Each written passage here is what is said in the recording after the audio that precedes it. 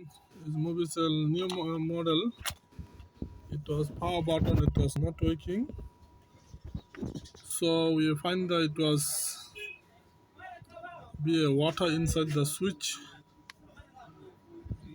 This one it was water. So we try to clean up, and you have to remove the back cover first place.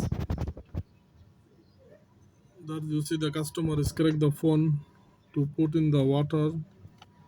So hopefully we are done. Now we are cleaning. Now we are done. Now is working the power switch. As you see,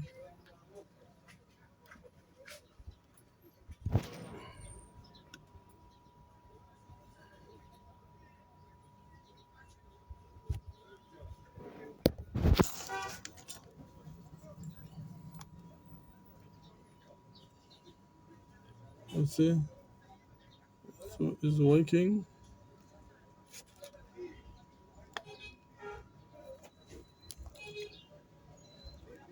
So